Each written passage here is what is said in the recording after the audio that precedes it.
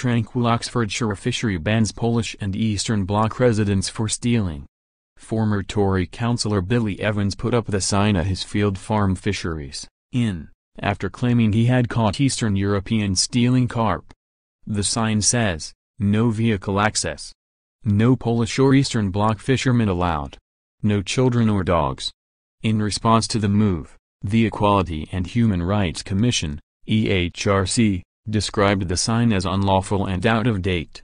A spokeswoman said, "This type of sign should be a thing of the past. Banning people from services based on their race or nationality is discrimination and unlawful. It's right to challenge such out-of-date practices, and any business that believes this is acceptable should think again before they find themselves facing legal action." The Commission has stated that unless the sign is removed, legal action will be taken against Field Farm Fisheries. The establishment describes itself as a picturesque, tranquil and an idyllic setting.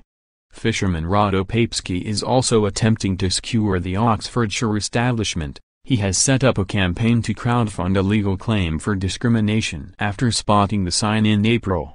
He said, "When I first saw it I thought of my 10-year-old son who loves angling. How could I say to him you can't fish here because your dad was born in Poland?"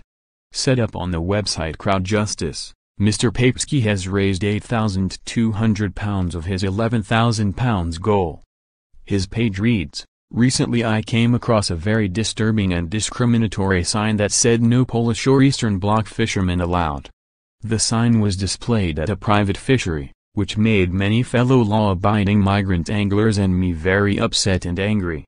I proposed some other solutions to the fishery owner only to be told that sign is there to stay and he won't let me fish his venue as he does not allow any migrants to fish it."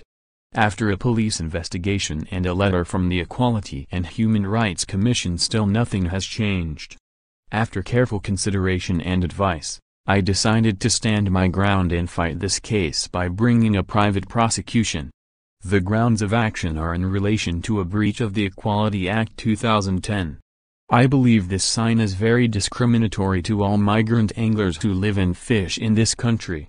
I felt that I need to take some action, and I promised anglers that I will do everything I can to have it removed. With the help from Angling Trust, which has contributed £2,000 towards legal fees, I have managed to get a solicitor who is going to represent me. Now we need to start proceedings, and my solicitor estimates that it might all cost in excess of £11,000 to get to the required result, which I cannot afford on my own. Mr. Papski is a founder of Building Bridges, a project that aims to integrate fishing communities. Despite increased pressure to remove the sign, Mr. Evans claims he is right to keep it on his land. He declared, "I shall still stand up for what I believe in. If they want to call me a racist for stopping thieves from coming on my private property, that's what they'll do. I know I'm right and I'm doing the right thing." A hand-painted of the version of the sign has reportedly been at the fishery since at least 2009.